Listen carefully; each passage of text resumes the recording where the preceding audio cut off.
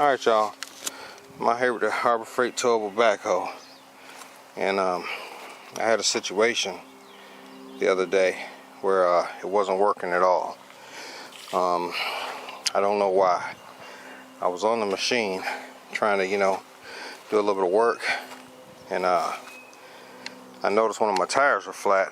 So I basically, I had the end of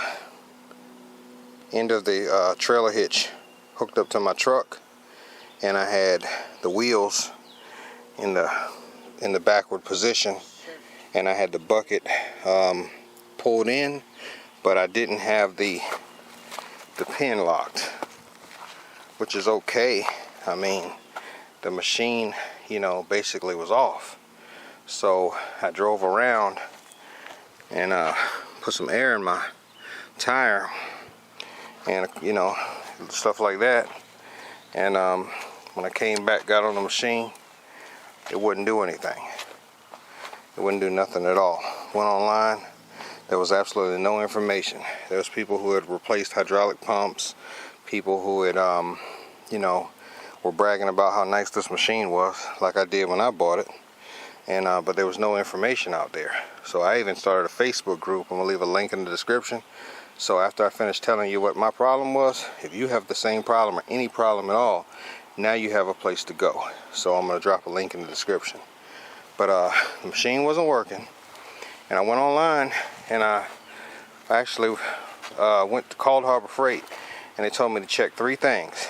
They said undo this line at the outlet of the pump and see if this hydraulic fluid shoots out, and at least 6 feet. So it shot out all the way down there.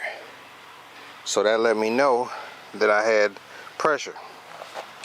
Then they told me to check underneath the seat, and there's a little hole right there underneath the seat. You can see it right there.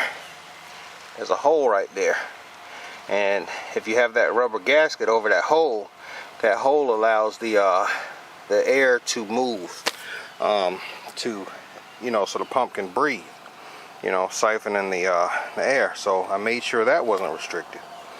Nothing. Then they said to look underneath the pump and check the lock to make sure the key or the lock that underneath the pump. Now, you're not going to be able to see this, but maybe you will. Underneath, yeah, see that little thing right there? It turns.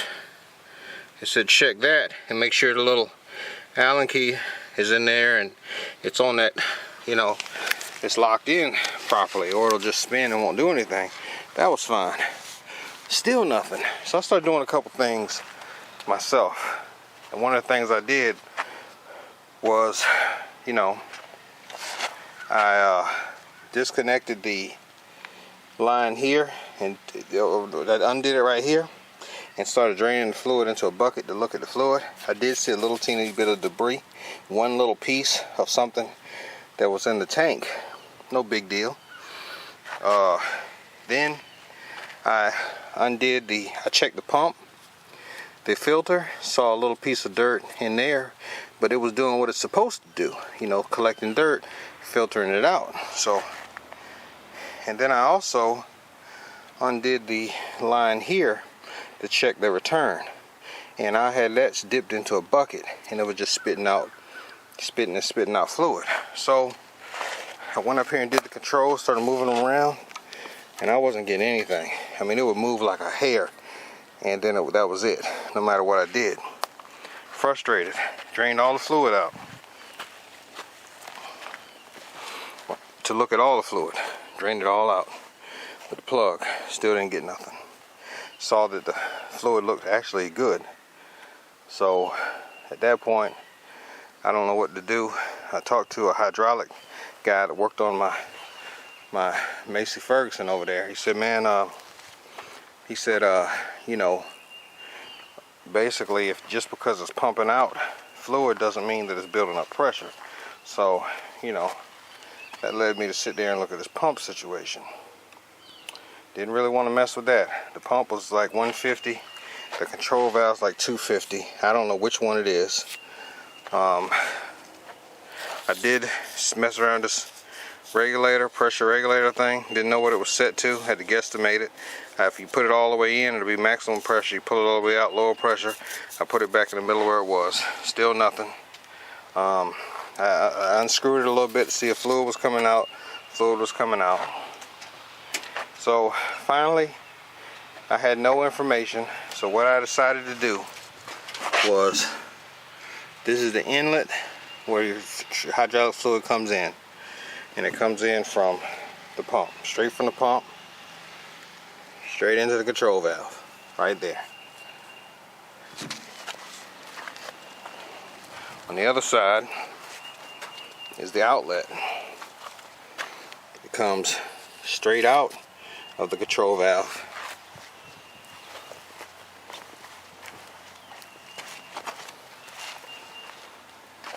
Goes into the filter. And it goes back into the tank. So just thinking, you know, just thinking in my mind, what could I do? I could reverse the inlet with the outlet. And I ain't have nothing to lose, because at that point, you know, they call this a towable backhoe. I can't tow it far. Hydraulic place is all the way in another county, 2 counties away, almost an hour away. What did I have to lose? So once I reversed those inlet and outlet lines, I just went up here, I turned it on, I reversed the lines, turned it on, and then I went up here, and I just started doodling around, you know, touched a few knobs, and when I pulled this one back and forth, I heard a noise, like the machine, the RPMs kind of changed, and the bucket moved more than it's ever moved. So it was like a noise, like, and a shake, and then the RPM changed. So I was like, oh, wait a minute, okay. So I quickly turned it off, right? This whole process was no more than 10 seconds.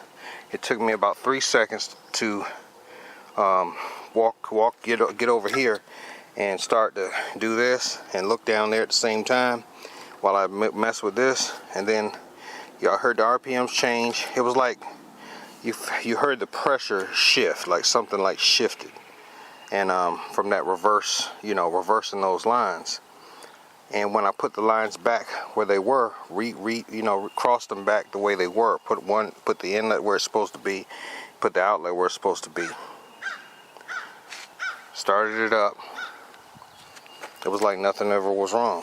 It was like, you know, I was able to lift the bucket, move around, problem was solved. And so if you're ever in a situation, you know, where, you know, you about to go get a pump, nothing's working, you could have, you know, I could have had a piece of trash stuck somewhere in the line, and it wasn't getting the fluid all the way where it needed to go somewhere. It could have been by me driving and having the bucket up but not locked. It could have made the pressure move too much this way or that way. Could have locked something up. It could have been a lot of different things. But I'll tell you one thing, what I did and what I tried is sure better than buying a new pump or buying a new control valve. So if you're in this situation, you know, and you don't know what to do, you're thinking you got a bad pump or you got a bad control valve, you know, go through these steps that I went through and, you know, try something. You know, take this line loose, the inlet. Now, don't mess with the valves for the bucket and the lift and all that stuff. I'm talking about the inlet and the outlet. And, you know, put one over here and I put one over there. Turn it on 10 seconds, no more. And just messed around with this here. And basically, I think I reversed the pressure, and whatever was stuck in the system, trash, you know, a hung pressure relief valve or something, whatever it was, it cleared it out or pushed it back the other way and made it right. It reversed the symptoms of what was going on. So I hope that helps. It's Hood Handyman. I'm gonna put a link in the description, and you guys try that if you have a problem. There's limited information, so I created a Facebook group, And I want y'all to join. Everybody who watches this video that bought this machine or thinking about buying this machine, come to my Facebook group, share your experiences, you know, ask me questions, watch my videos, and just you know, in this community, because there's not much information. So basically what I did to fix mine was not in any manual. It wasn't in, there was nobody else had the information. You know, I'm the first one that created this group, and I'm the first one that actually, I think, that fixed something like this, knock on wood, without having to go get a pump or without having to go get a control valve. So this might save you some money to try this, but don't do it no more than 10 seconds. So the handyman, I'm out.